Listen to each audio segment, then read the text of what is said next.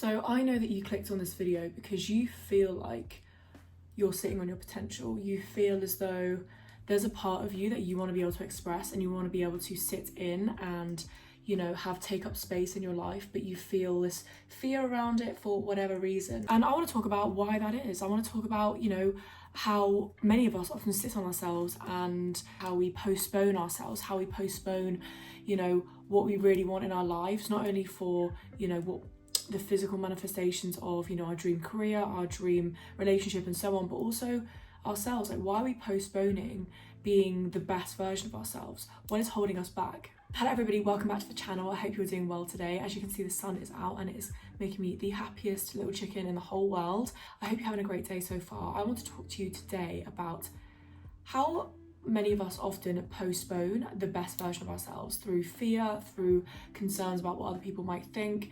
And I'm going to talk about that today, and maybe parts of the video will resonate with you. Maybe parts of the video will make you think, shit, that's me, you know, that's what I did and that's what I do, and you know, I've overcome this, or I need to work on this. Certainly I've been through so many of these things. We postpone ourselves or postpone our potential because of a feeling of fear. You know, we're worried about what other people might think. We're worried about, you know, the potential of something failing. We're worried about the potential of even succeeding. So I want to go into this today and talk to you about why you're doing that and what exactly it is that is making you hold back, is making you tentative and apprehensive about, you know, whatever it is that you want to pursue. Okay, so I'm probably going to be moving around a lot because the sun is like directly in my face, unless I have this like pillar here from the window where it's like not blinding me. So yep, if you see this entire orientation like slowly slip round, that will be why. So many people have a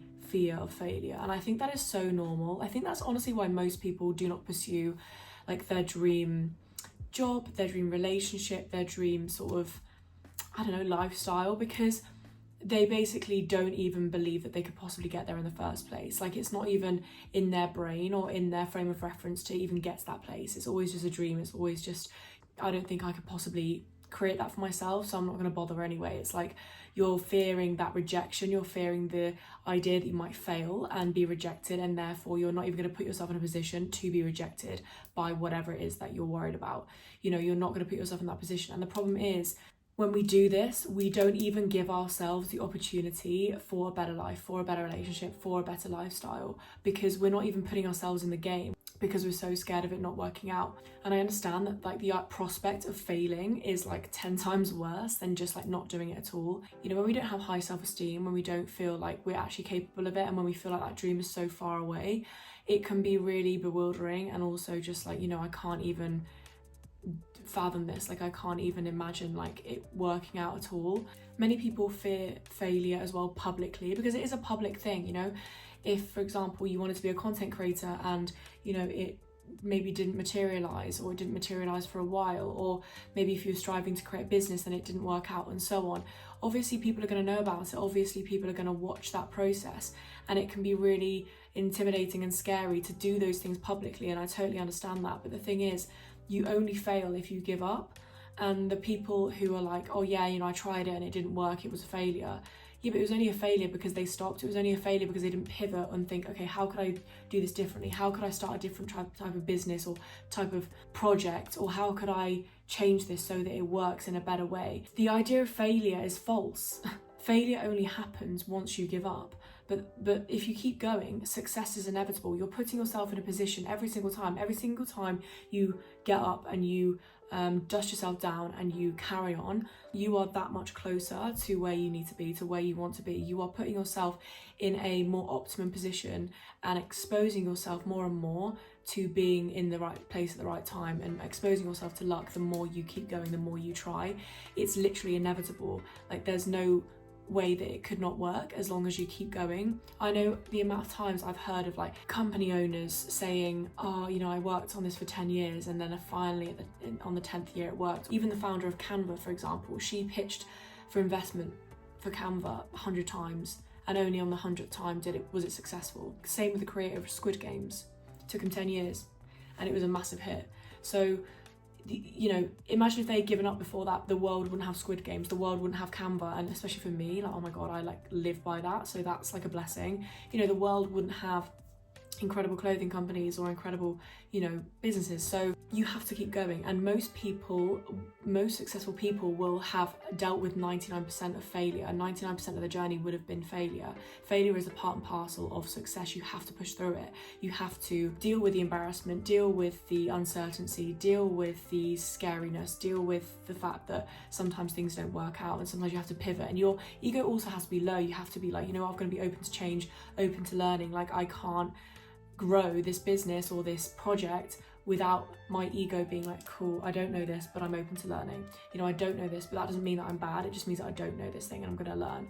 You know, my content creation journey, last year I was like, this is not working. This is like failing in my brain. And I eventually was just like, okay, Hattie, how am I actually going to do this? Because I was thinking, okay, I know 3 videos a day is optimum, but I can't bring myself to do it. I don't have the capacity for it. And then I just started doing it, and it was actually so much easier than I thought it would, and I'm gaining traction. Like, if I keep going now, I'm gonna be, you know, doing well on TikTok, I know, by the end of the year. The only way that I would have failed with that is if I'd just given up and I'd been, you know, closed off to growing, closed off to optimum strategy, closed off to pivoting my strategy on TikTok. And now I'm reaping the rewards because I just let my ego be like, cool, I don't know this, I'm not doing this correctly, I'm gonna try and do it correctly, and I'm gonna put in the effort to do it correctly. And it's worked out. Fear of failure is a massive thing, but failure is an illusion. It's not real. Like, you only fail if you stop. You don't fail if you keep going. As long as you keep going and push through discomfort, you're gonna get there. It's inevitable. If you want to be successful, you will have to deal with a lot of rejection. You will have to deal with a lot of no's. You will have to deal with a lot of setbacks and things that will grind you down. But the reward is going to be insane. So just keep going. Fearing what other people will say is a massive consideration that people think about when they're trying to strive for what they really want. When you consider too much other people's opinion, whether that's your family, your friends, people around you, it will hold you back. Most people have their own limiting beliefs. Most people have their own experience, which kind of gives them this fear mindset around doing something different, following their purpose. So to listen to them isn't helpful. You know, for example, say if your parents like, you know, you need to be doing this job. I think you should go this path. I think you should strive for this particular job. Think to yourself, do they do what I want to do? Do they have a life that I want? If the answer is no, then you can't be worrying about what they think, because they're just taking a different path from you and you're choosing to take a different path.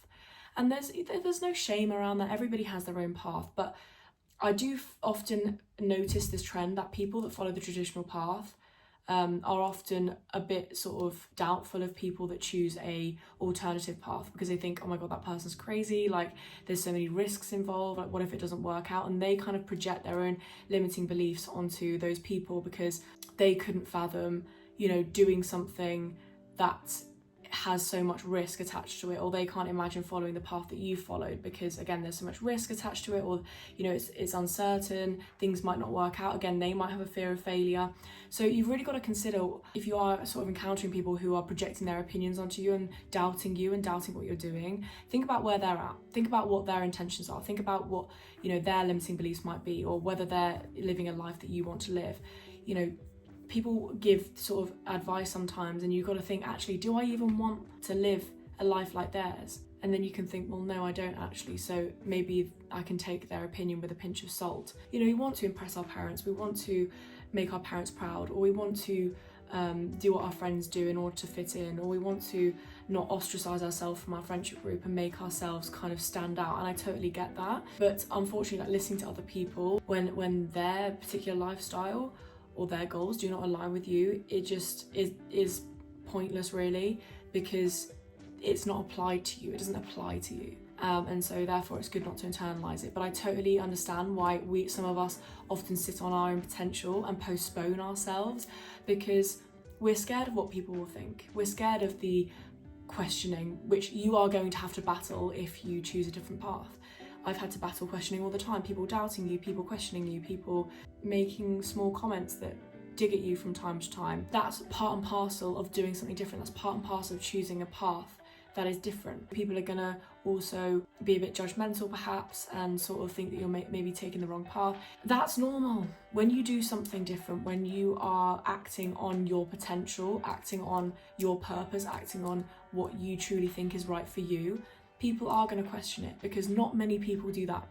Not many people have a passion and a purpose and actually act on that and actually, you know, sit in that purpose. They often think, oh, you know, it's just like a hobby. Oh, you know, they ignore basically that part of them that is telling them, do this thing because this thing makes you happy. Most people ignore that part of them and just will do what people tell them to do or what is socially acceptable. And just because like loads of other people choose to do the traditional path, or choose to do something that their parents told them to do, or choose to do something that everybody else is doing, or choose to do something that is like the normal route to, I don't know, living a fulfilling life, doesn't mean to say that it's the right way. There's no such thing. If a path feels right for you, it is right for you. It might not be right for somebody else, and that's okay. But if you can ignore or dismiss questioning or people doubting you or people questioning you or criticizing you, that is really an incredible place to be in, because you're like heading straight for success. You're heading straight for, you know, actualizing your full potential, because you're not listening to other people's doubts. You've got to be your biggest champion, your biggest supporter, and unfortunately listening to other people, most people are not going to be supportive of it. Most people are not going to back something that is alternative or that looks like something that they wish they had but they didn't have the confidence to do it. So many people will criticize others who choose an alternative path or choose something that is going to have a huge amount of sort of abundance in the future, because maybe fundamentally they wish they could have done that, or they feel like they had the potential to do that but they didn't, or they don't have the confidence to do that. And so you're reminding them of what they're not, you know, you're reminding them of what they're not doing and what they could have been, and that's uncomfortable. So they're going to comment on it, and they're going to basically self-soothe by questioning you, by criticizing you, by getting you to do what they think that you should do, because to do something alternative and to do something against the grain that they kind of wish that they'd done is too painful to watch you do, you know. Attached to this then is the sort of fear of embarrassment. I saw this tweet and it was like, embarrassment is the barrier to entry for success, essentially. And I agree with that. You know, in my post, I basically said, you've got to do it even when it's scary, even when it's embarrassing, even when it feels like ridicule and it's mortifying and you feel it's cringe, because that's how most people who are successful have done it. They've had to push through that embarrassing, cringy part. Everybody who's successful has had to push past that point where like nobody knows who they are yet, nobody's recognizing their art, and everybody that knows them is like, that's a bit weird, or that's a bit alternative, or like they're not even successful yet and they're judgmental.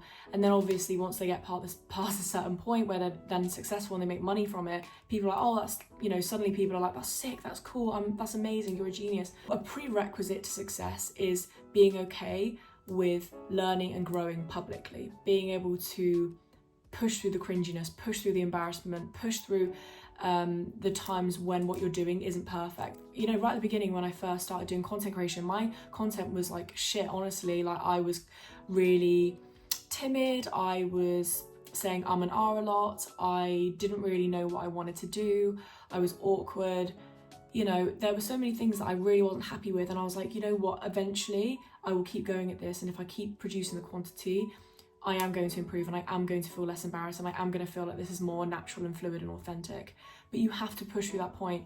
You have to get to a point where you've kind of acknowledged, right, it's going to be cringy, it's going to be embarrassing, I'm going to find it uncomfortable, but it's a rite of passage. You have to feel like people are judging you. You have to feel like people are like looking at you. You have to feel exposed. And I think that's really what gets people success, because they're willing to do that when 90% of people are unwilling to do that. 90% of people are too scared. 90% of people are unwilling to be embarrassed or cringe or whatever it is to actually get the life that they want. It's unfortunately an uncomfortable rite of passage, but once over it, the world's your oyster. You can get anything you want, and it's a prerequisite to success. Certainly for me, it has been. Some people fear like who they will become or what will happen when they become their best self. I've just been through this period of time, certainly last year, where I ended up losing quite a few friendships. I decided to walk away from several people that were making me feel low, that preferred me when I was a people pleaser, that preferred me when I was a lesser version of myself. And that is a scary thing. You know, if you're going to be your best self, you will have to lose some connections. And that is frankly too scary for most people. It is too scary to think, oh my God, who am I going to lose when I become my best self? Who am I going to lose when I become this authentic version of me? What am I going to lose? It's not just people, of course. It could be your job, you know. Once you become a better version of yourself and you're more self-aware and you understand what you want and what you don't want, you're like, fuck this job. I don't enjoy this anymore. Oh my God, no, that's going to make me financially unstable. What am I going to do? You know, it's a scary place to be in. And it's the same with people, you know. Are my family going to judge me? Are my family going to be really upset with me? Are my friends not going to like me anymore? Or am I going to lose connections? Am I even going to lose my partner? You know, there's so many fears around actually becoming your best self. And it seems contrary, really, because you think, well, actually, you know, if I become a better version of myself and, you know, I'm happy and stuff, surely that will make other people happy. But it doesn't work like that. Like, unfortunately, and it seems weird, but you actually have to lose people that preferred the version of you before, the unhealed version of you, the version of you that you didn't feel good about. And you lose those people that were attracted to that kind of person or aligned with that kind of person. And obviously you tend to attract in the future people that are more aligned with you, and that's great. But there is an interim period where you're a bit lonely and you do feel like, you know, you've lost connections or you've lost a job or you've lost a certain lifestyle. And it's scary. People feel fear around what will happen if they become their best self. You know, I saw a post today and it was somebody saying that people get really attached to the version of you that they understand and that they know, and then when you start to change, they think that you're faking it, or they think that you're being inauthentic, but actually you're just coming back to who you really were. But they're so attached to this former version of you that they kind of villainize you, or they think that you're up yourself, or they think that you're, you know, selfish or whatever it is. But really all that's happening is that you are coming back to the core version of you, the person you were before you were perhaps traumatized, the version of you who you were before, you know, you were impacted negatively in some way, or you became a people pleaser, or you became somebody that people could take advantage of. And then when you become somebody who can't be taken advantage of, you're less of a people pleaser, you start standing up for yourself, and you know, you have boundaries and so on. People are like, what? I'm so confused. I used to be able to control this person. I used to be able to utilize this person. I'm so attached to this person because they benefited me at that time, and now they no longer benefit me. And therefore, now what? Clearly they're faking. Clearly they're selfish. Clearly they're, you know, stubborn or whatever it is. And it's like, no, you're just attached to the older version of me though. People feel fear around the reaction that people will have in their life to the newer version of them, to a healed version of them. And again, that prevents them from growing. That means that people end up sitting on their potential and postponing their lives and who they are because they're so worried about what will happen if they do. They might lose people, they might be ostracized in their community, they might be, seen as the villain. And for some people that is way too scary. But again, if you can push through it, if you can accept that that will happen and you're actually getting rid of the trash when that happens, you're getting rid of users and abusers, you're getting rid of jobs that don't serve you, you're getting rid of a lifestyle that doesn't serve you anymore. If you can see it like that, then you're onto something. You're going to be all the better for it. But people don't see it like that. They think of the short-term discomfort that comes with losing things that they once had, without realizing that the long-term benefits of that are so much better. They're more fruitful, and they're 10 times better than the reality that they were in, or they are in, until they choose to change. I think some people as well also worry about what will happen if things do work out. You know, I think I definitely even have this fear now. I have this like goal of where I'm going to be, and it's, you know, very successful with quite a lot of responsibility, a lot more things to be doing, and a lot more things to have learned to that point. I want to have a bigger company with staff, and that is so overwhelming for me because I'm thinking, you know, my accounting's not up to scratch, like I don't know all these different things about business and running a business yet, and it can be really scary. And I'm thinking, you know what, if it does work out, like, I'm going to be overwhelmed, like, I won't be able to handle it. But what I will say is that you will, because it's not going to be this sudden jump. Very few people have a massive rise, like a spike in success. Usually it's by stealth. It will be obviously not linear, it'll be like curly whirly and loop de doop, but their general trend will be up, but it won't be this massive spike. It will, generally speaking, be a slow burn of building up skills, building up knowledge, building up understanding, to the point that when, you know, the version of you that was envisaging this incredible life that you then create for yourself, that version of you, yeah, it's too overwhelming, right? But when you actually get there after all this build up of knowledge and understanding and like experience, it won't be overwhelming. You would have gradually built up the experience that you need to get to that point, that you need to be able to be in that space. It won't be like an instant thing. The universe knows that it will put you off if it gives you too many things all at once that you can't deal with. Like, the universe doesn't give you anything that you can't handle, because you will be ready for it at the time. Everything happens at the right time, at the right place, and you will be ready for it when you are destined for that success, that pinnacle. You will be ready for it at that time. Don't fear, if you can, what will happen, if it will work out, because you'll be ready for it and you'll be so in your element at that point, and you will have so much knowledge that you will feel completely comfortable and completely like able to do what you need to do. You will feel so prepared and you will feel so ready for it. You will feel like, no, I can take this challenge on. It's not too scary. I can do it. Anyway, I hope you enjoyed this video. I definitely enjoyed filming it, talking about the fears that we have around success, the fears that we have around becoming our best self. And it's so normal. I don't really see that many people talking about it, but many of us are so scared to just be this like incredible version of ourselves, because there's all these limiting beliefs we have and all these fears around what will happen and the changes that will take place if we were to become that person. I hope I reassured you today. I kind of low-key reassured myself, to be honest. Anyway, I hope you have a fantastic remainder of your day, and I will see you in my next video. Bye.